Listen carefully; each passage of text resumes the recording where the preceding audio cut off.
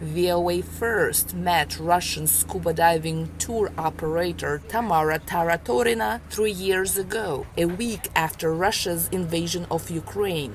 Then Taratorina was in the Maldives, leading a group of Russian tourists and dealing with cancelled flights and sanctions, cutting off Russia's financial system from international payments. Today, again in the Maldives, she hopes the war and sanctions will end soon.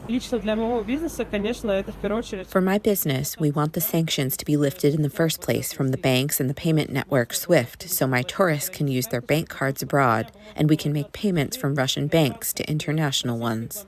In the past 3 years, Russia has worked to produce more of its own goods to replace products made by Western companies, which left the country following the sanctions. Russian tourist Daria Chumachenko says that has meant product shortages and drops in quality. Now we can't give our pets good vaccine shots. From our Russian alternatives, dogs get very sick. Last time I gave my dog a Russian shot because we don't have Western alternatives available, my dog almost died in my arms. Alexander Parfenov is a Moscow importer who says his business has grown significantly since the start of the war in Ukraine, especially when he switched to cryptocurrency for international transactions, avoiding financial sanctions.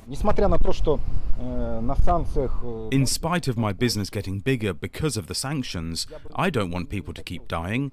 Besides, consumer prices in Russia are still growing. Now people can afford less for the same money than in 2021. They are poorer.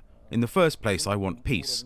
We will deal with sanctions, but we want the war to stop. His wife Elvira Parfenova welcomes U.S. President Donald Trump's effort to negotiate peace in Ukraine. I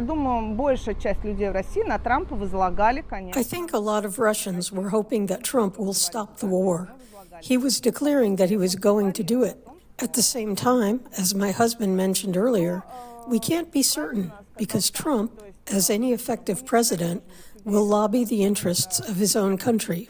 Fyodor Skuratov owns a Russian IT business. He does not see any lasting peace between Russia and Ukraine so long as Ukraine continues what he says are its deeply anti-Russian policies.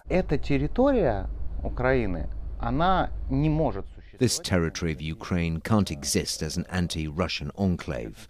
Russia won't be able to accept that this territory, and the way it looks and is being managed right now, being independent and having an anti-Russian approach. While these Russian tourists think it may still take some time for Russia and Ukraine to agree on peace terms, all of them say they want to see the war end soon. Jenya Dulo, VOA News, Maldives.